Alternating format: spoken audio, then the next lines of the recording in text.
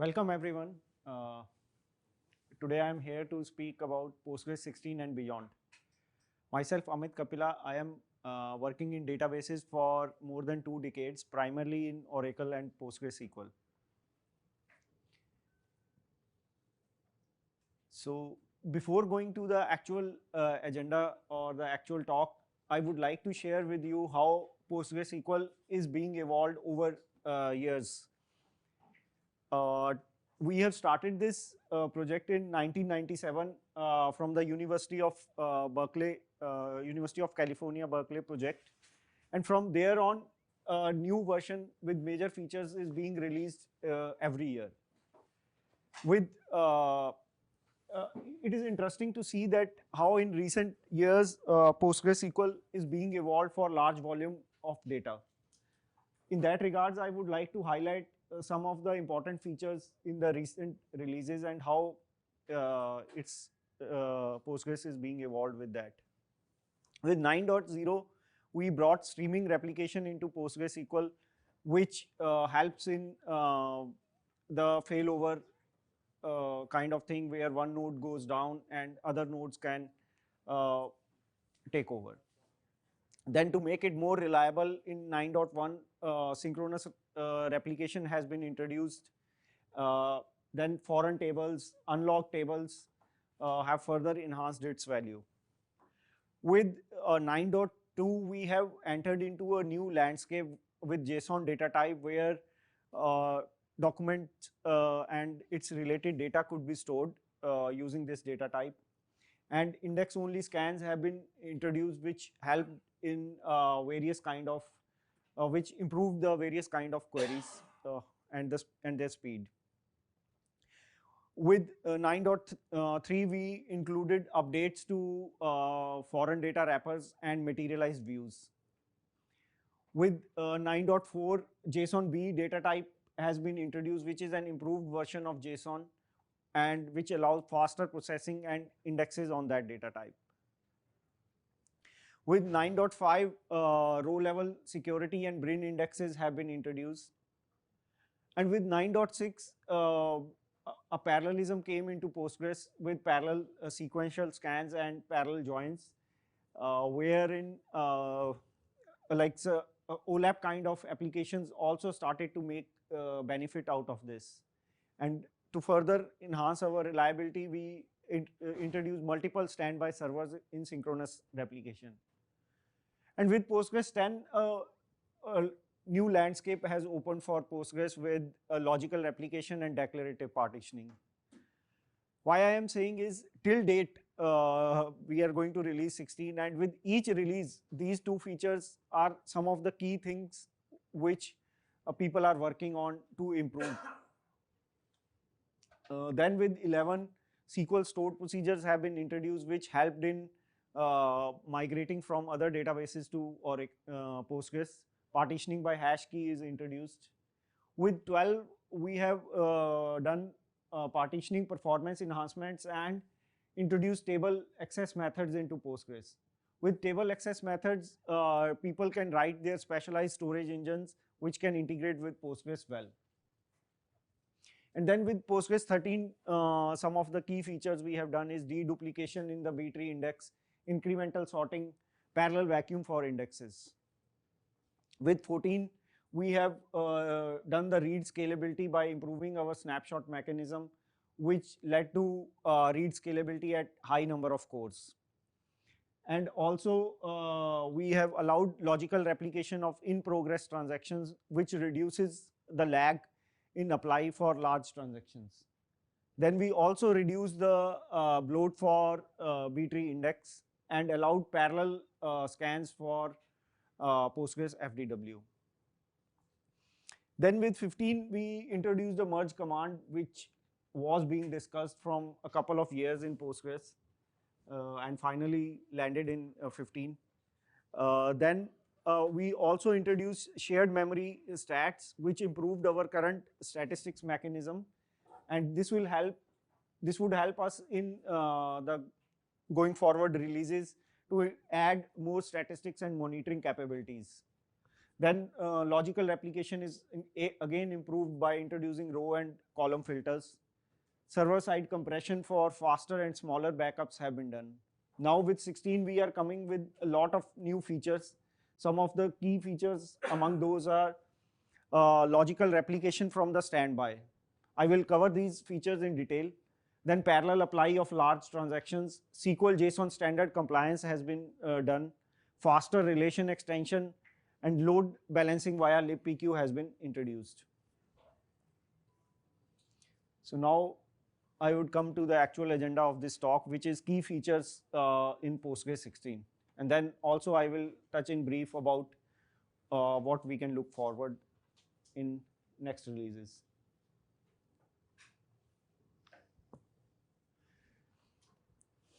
The first feature I would like to speak is about,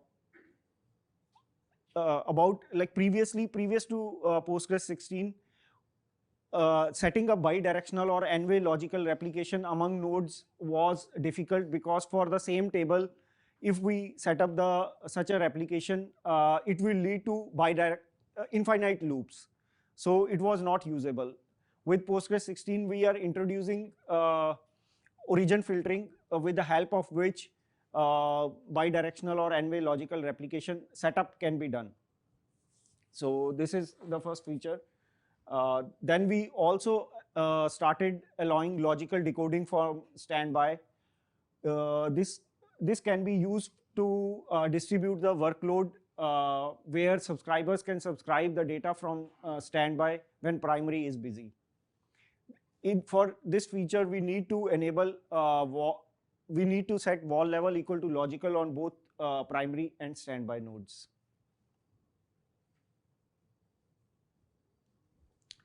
Then we also started allowing the apply process to perform the operations with table owner's privilege instead of subscription owner's privilege, with the help of this new option, run as owner. Then we also allowed non-super users to create the subscription, which was always a blocking factor.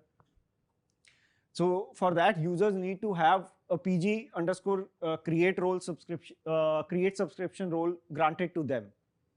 And then for non-super users, they need to, by default, they need to provide the password for authentication. However, the super users can set the password requirement to false for the subscription owners.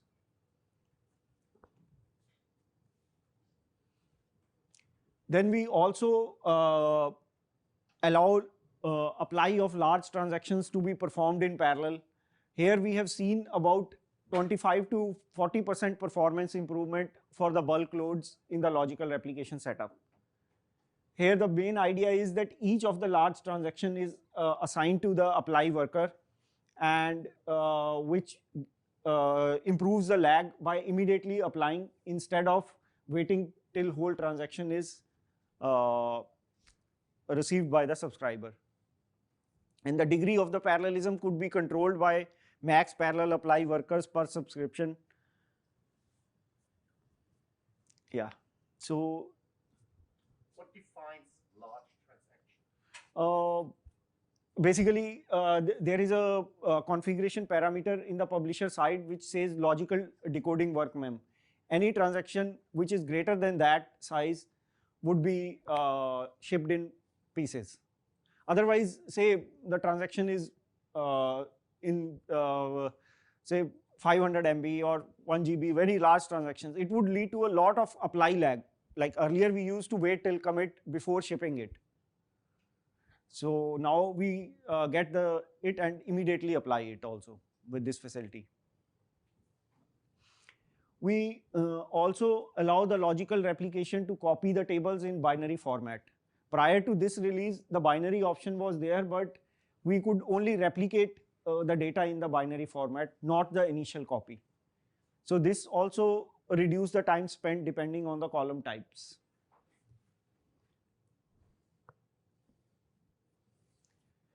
Then we allow the use of indexes other than primary key and replica identity on the subscriber. Whenever on the publisher side, replica identity full was configured and there was no corresponding primary key and replica identity on the subscriber, for each tuple change for update and delete, we used to scan the entire table, which was a really big bottleneck. With this feature, any other index with criteria like it should be a B-tree index, non-partial index, and have at least one column reference. Such indexes could be used to scan the table. So here the performance improvement is proportional to the amount of data in the table.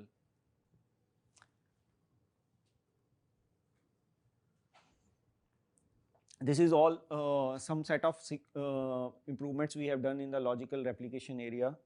Next, I have clubbed some of the improvements or key features we have done for storage, which we call as heap in Postgres. The first feature I would like to talk in this area is faster relation extension. So any bulk load operation like copy or huge concurrent inserts would be benefited by this feature, where in some of the tests we have seen up to 3x performance improvement for copy into a single relation. Now, the main reason of this improvement is that we have improved our locking facility such that the amount of work done under relation extension lock is reduced, significantly reduced. Previously, while holding this relation extension lock, we used to acquire a victim buffer and also sometimes flush out the old page and the corresponding wall. Then also there are a couple of operations, like for a new page we used to write a 0 page and later also write with actual page contents.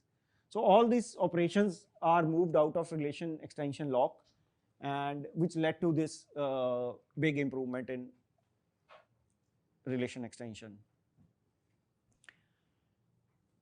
So yet another improvement in this area is we allow hot updates if only bin index columns are updated.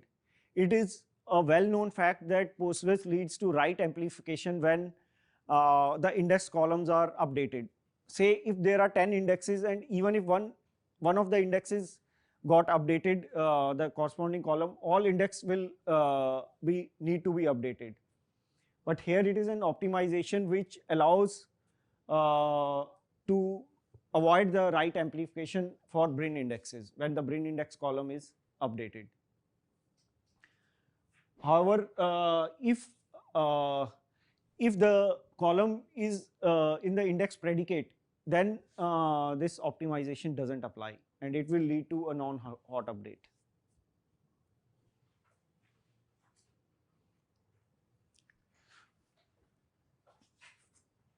So the next thing I am going to talk is direct I/O. So it is famously known that some of the other databases who provide direct I/O, it is claimed that they perform better than Postgres in many use cases. With this introduction, currently this first of all, currently this feature is not available for production. It is just a development level or experimental feature. The basic idea is that this allows us to ask kernel to minimize the caching effects for our relation data and wall files. So I think the plan is that in future we are going to improve our I/O capabilities like read ahead mechanism, which will make this feature into a production level feature, which can then be used. Then we also improve our freezing mechanism, which is performed during vacuum operation. Like prior to this, we used to do tuple level freezing during vacuum, but now with this we collect all the tuples for a page and perform the freezing for them at one shot. It primarily helps in reducing the wall volume and which reduces the overall cost for freezing.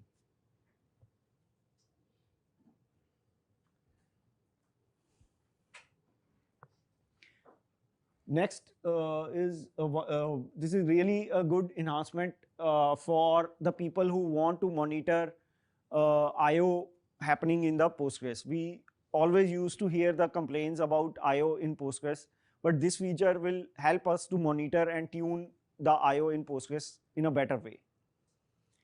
So basically, this view it contains row for each combination of backend type, target I/O object, and the I/O context. The type of backends is any backend or the Postgres process which can perform an operation on temporary or permanent relation, like check pointer, client backends, auto vacuum worker, etc. And the I/O type objects are permanent relation and temporary relations. I/O context is normal, vacuum, bulk read, and bulk write. Now, this tracks most kind of I/Os in the Postgres, like reads, writes, extends, fsyncs, evictions, hits. With the help of this, actually one can monitor their system to further tune it. For example, high eviction counts can indicate that we need to tune our shared buffers or we need to increase our shared buffers. Similarly, large number of fsyncs performed by the client backends indicate that there could be a misconfiguration in the checkpointer or there could be some configuration problem in shared buffers. Now, one thing to note here is the stats doesn't differentiate between the data which had to be fetched from the kernel or from the OS buffers. So this feature could be used with OS tracing tools to completely track the I/O of the Postgres cluster. Then the last feature in this storage layer is we provide a new option, buffer usage limit, to be used with vacuum and analyze commands. So this allows users to control the size of shared buffers, and basically larger values can make vacuum run faster at the cost of concurrent read operations or concurrent queries. This feature could also be used with a GUC, vacuum buffer usage limit, which also helps the auto vacuum to use this. However, if the buffer usage limit is provided with vacuum or analyze command, that will take more precedence. Then for vacuum DB also we provided this option.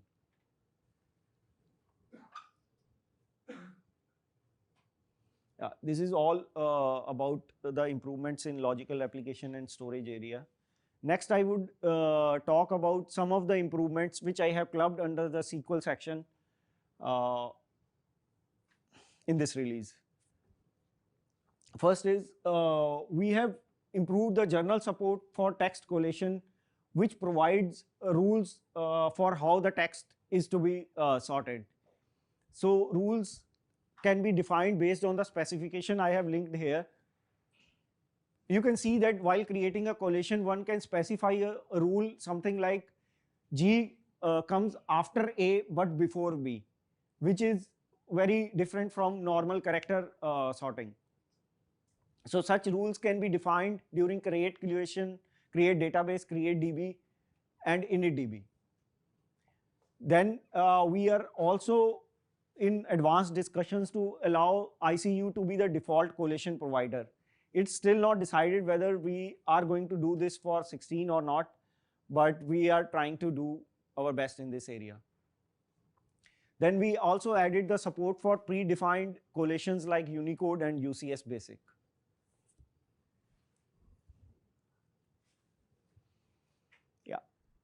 Next, I will talk about SQL JSON standard compliance functions for JSON types.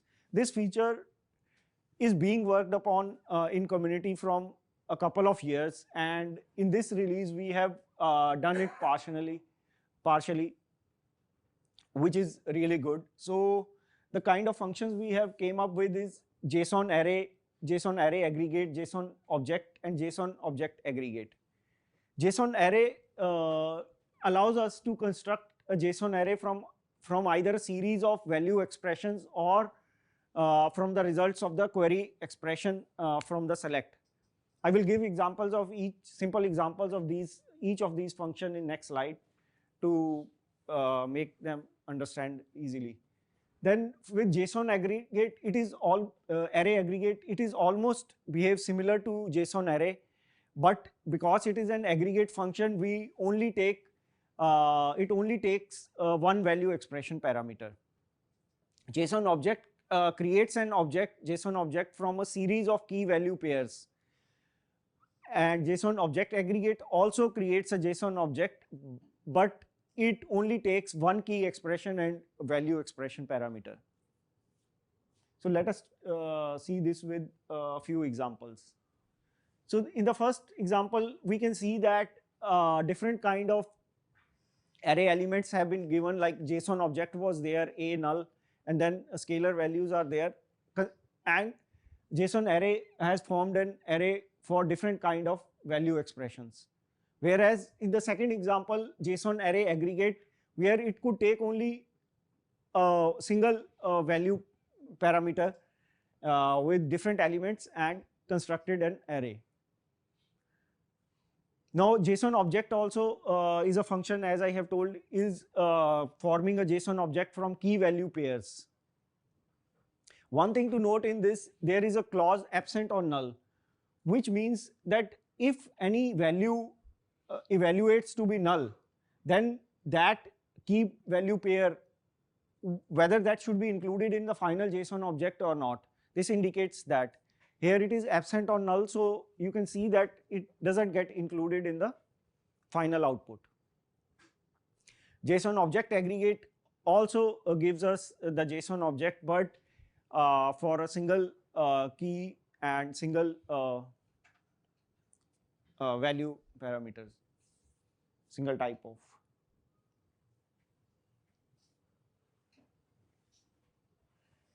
Then we also introduced is JSON predicate, which helps us to easily distinguish whether a given JSON element is a JSON object or JSON array, or it is a value or scalar. So just to see with the simple example, focus on the third row where it is a JSON object, and using is JSON predicate, we can easily see that the value for the object element is true, and for array and it is false. Similarly, when the array input is given, only is JSON will return array as true, whereas object as false. So yeah, this is a simple predicate which helps us to use JSON objects in a better way. Then further adding to our parallelism improvements, in this release, parallel full outer join has been introduced, and inner right join also outer right join also started to take the parallelism. So in this example, there is nothing special, but I wanted to show that when the full outer join is used, parallelism gets kicked off. Prior to 16, the parallelism wouldn't be kicked off if the full outer join is used. Some current is coming. Nothing. Some current is coming. Anyway, so next is similarly, the parallelism also gets now kicked off when a string aggregate and array aggregate functions are being used in the query. In this example, we can see that when string aggregate and array aggregate functions are used in the target list, the parallelism parallel plan is invoked. Prior to this, the parallelism wouldn't have been used for this. Then we have started to allow aggregates having order by or distinct to use pre-sorted data. Previously, we always need to sort tuples before doing the aggregation. But with this feature, it could easily be seen that an index which could give us pre-sorted input can be used. We have also introduced a GUC to disable this feature, whereas this feature is enabled by default. So we can see in this example when in the default it used the index scan to get the input, whereas with pre-sorted aggregate off, it took the sequence plan and then it needs to sort and form the aggregate out of it. Then I would speak about few of the partitioning related improvements. Like in the case where we are bulk loading a lot of tuples into the same partition, we have improved the performance by caching the last partition. So this saves us the partition lookup cost, and it has been done for range and list partition lookups. Then we also allowed left join removals and unique joins on partition tables. Here in this example, we can see that when a non-partition table is joined, left joined with partition table on some key value, the right part of the join is removed, as it will always give the same result without join also. So this is just a query optimization which has been done to make such queries faster. Next, I will talk about some of the improvements we have done in the privileges and security department of Postgres. So here the first thing I will talk about is some of the commands where we have avoided the need to have a super user privilege. For the commands like vacuum, analyze, cluster, refresh, materialize, view, reindex, lock table on all relations, now one needs to only have been granted a PG_maintain role, and alternatively users can also super user can give maintain privilege to the users who can use such a command. Then we also introduced a GUC reserved connection, which provides a way to reserve connection slots for non-super users. And one needs to have PG use reserved connection role granted to it to allow the use of these connection slots reserved via this new GUC. Then we also added the support for Kerberos credential delegation. This allows Postgres server to then use those delegated credentials to connect to other services such as to Postgres FDW and DB-Link.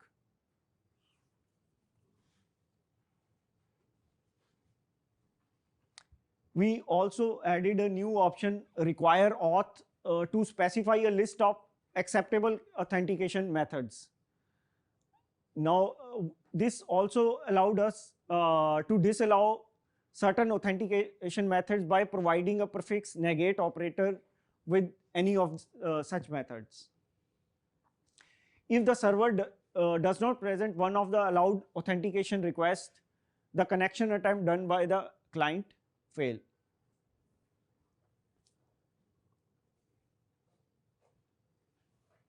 Then another thing we have done in this is to introduce grant set option.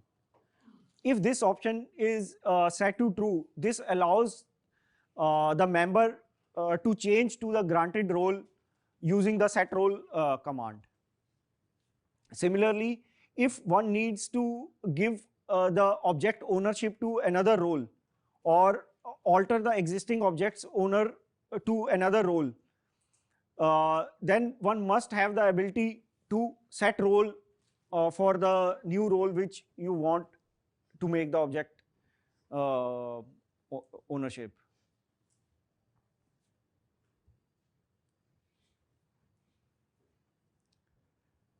next I will talk about miscellaneous performance improvements done across the server. Then we have added the support for CPU acceleration by using SIMD instructions for both x86 and ARM architectures. This helps us in optimizing the processing for ASCII and JSON strings and sub-transaction searches. Then we also allowed load balancing of connections via libpq. I think this is one of the feature which most of the outside users need to rely on outside softwares than the core Postgres. But with this feature, it will be like used by in-core facility. One can set load balance equal host equal to random to allow hosts and addresses to be connected in the random order. It is interesting to see that you can use this parameter with target session attrs to load balance only over the standby nodes, which is again many times requirement that primary is busy, so we want to load balance the things to the standbys. It is recommended that we set the connection timeout parameter to a reasonable value, so that if the assigned node is not connectable, it could shift to the second node sooner. Then further adding to our compression capabilities, we have added LZ4 and Z standard compression options to PG dump. We also allowed copy into foreign tables to add the rows in batches. This is controlled by Postgres FDW batch size option.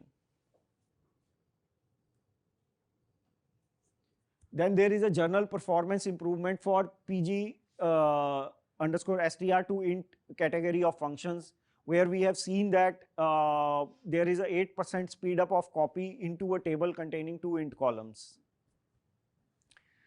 Then hash index build speeds have been improved from 5 to 15% by avoiding the need to do the binary search in some cases, and also improve the way the initial values are sorted. Then another major improvement has been done for performance, and by reducing the memory overhead for each allocation. Like we have reduced the header size of each allocation from 16 or more bytes to 8 bytes, which should help us with memory management in the server. And specifically, we also improved the performance of slab memory allocator, which is used to allocate memory during logical decoding. So yeah, I think the next thing I will speak is about compatibility stuff. I have noted some few of the compatibilities which I thought are good for users to know. Like now we support a minimum version of Windows 10 for Windows installations. We have removed PG trigger file option to enable the promotion of a standby. Users can use the other existing methods like PGCTL promote command or PG underscore promote function to promote a standby. Then we also remove the server GUC variable vacuum defer cleanup age. This was mostly unnecessary after the hot standby feedback and replication slots were introduced. Then we also removed the libpq support for SCM credential authentication. And there is a big work done by some of my colleagues to introduce the Mason build system with the ultimate aim to replace AutoCon. This is mostly a developer oriented feature which will help our development pace. Yeah, this is all about what I wanted to say in Postgres. These are some of the key features I have tried to shortlist, but the whole release notes can be found, all of the features could be found in the release notes linked here. Before moving to the next section, if anybody has any questions, I can answer. Yeah. You mentioned DB link. like you mentioned it in passing, and I was wondering what you could hook to DB link. If you could hit that slide again. So is it about Kerberos authentication? Maybe. Or is it a Postgres FTW batch size option? No. Is it about this? Oh yeah. So okay, so Kerberos, like DB link would work. Yeah.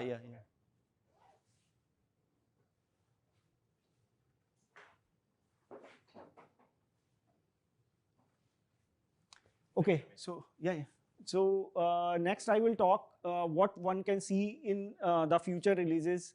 This is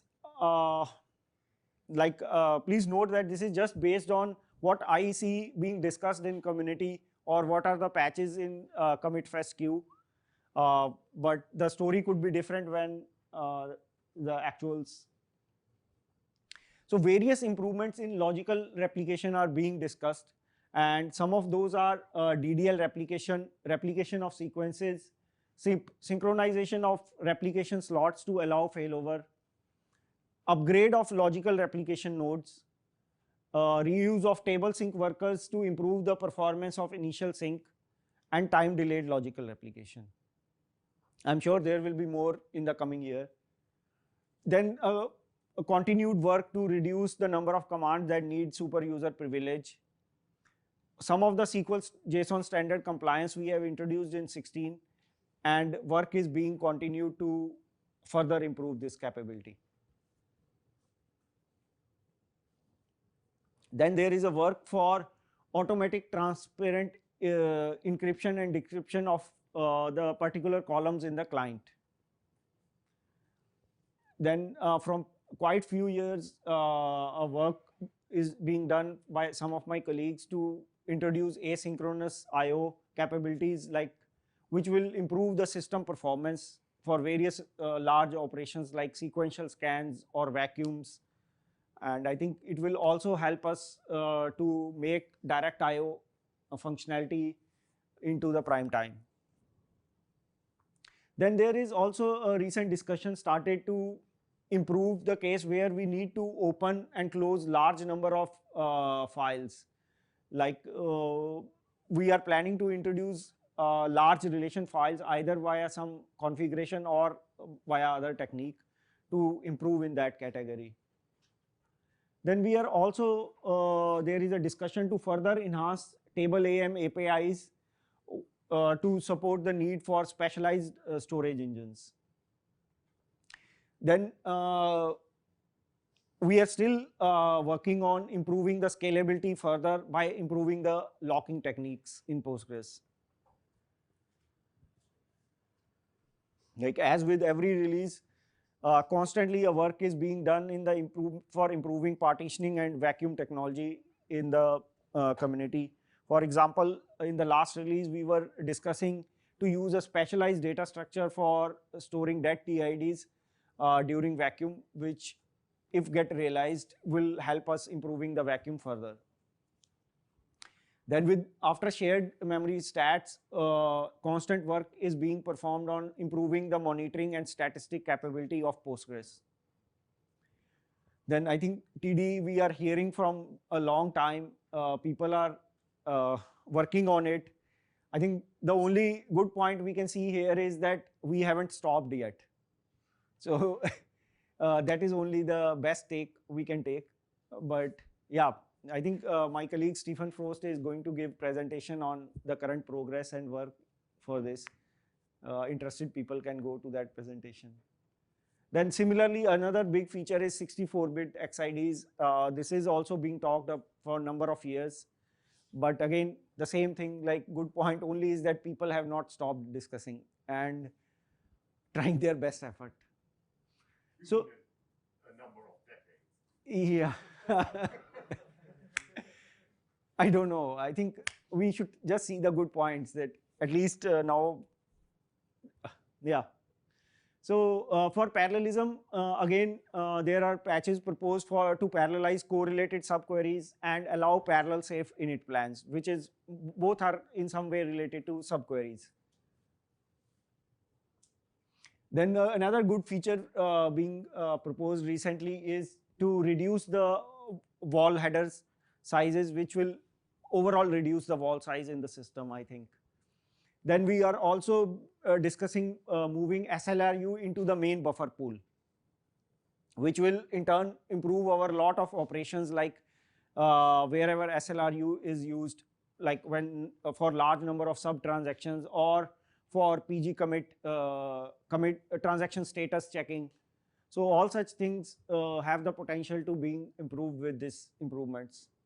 Then Toast also is being discussed further improvements, like people have proposed custom formats to have special kind of formats for Toast, and compression dictionaries are being discussed in relation to this. Then we are in constant improvement for CI and build systems, which is mostly developer specific, but in the end it will also help users when we are able to develop more features at a faster pace. So yeah, this is all from my side. Thank you very much for attending this. I think we have some time. Yes, sir. Is there any consideration or thought being given to built-in auto-tuning system of Postgres parameters, Postgres settings? Sorry, I didn't. Auto-tuning of Postgres Okay. settings, any thought being given to that? I think in terms of auto-tuning, there is no active discussion, but what I can say is that monitoring capabilities have been being improved. Like in this release, we have added PG stat IO. There are more improvements in that direction rather than a self auto-tuning module being added. Thank you.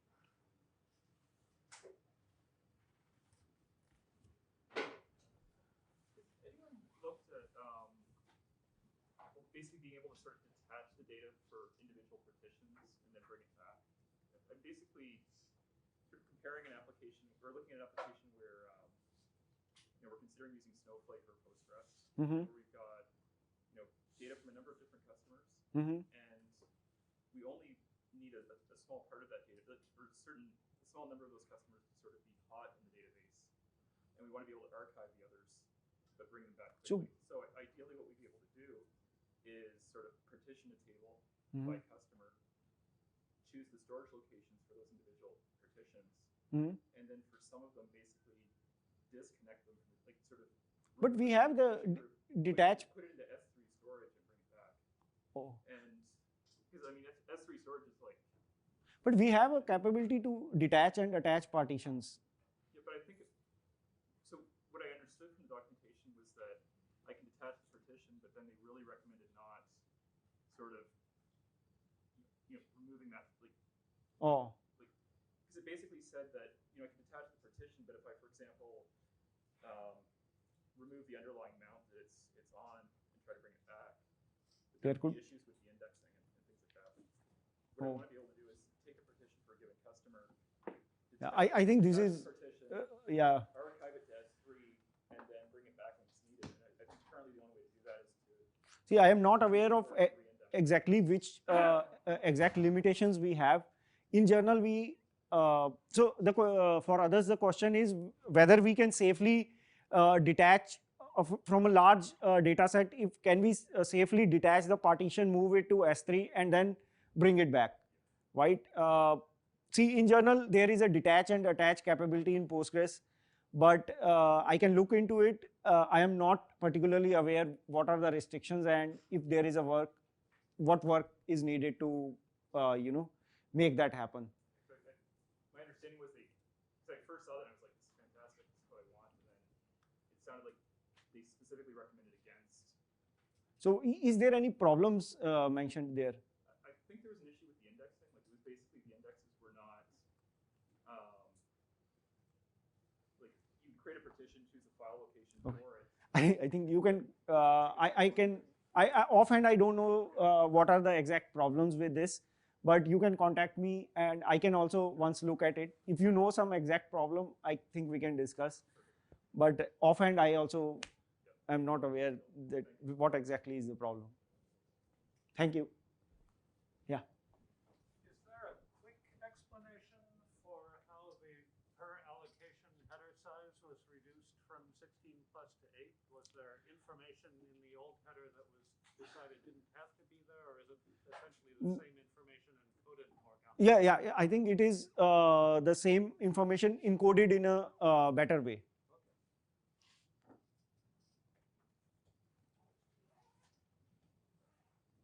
Will your slides be available somehow? Yes, I think conference. I will hand over to conference organizers. Okay.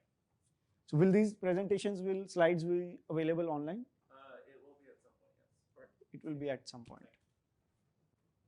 Sorry, what was it? I didn't hear that. I think. They will be. Yeah. They will be.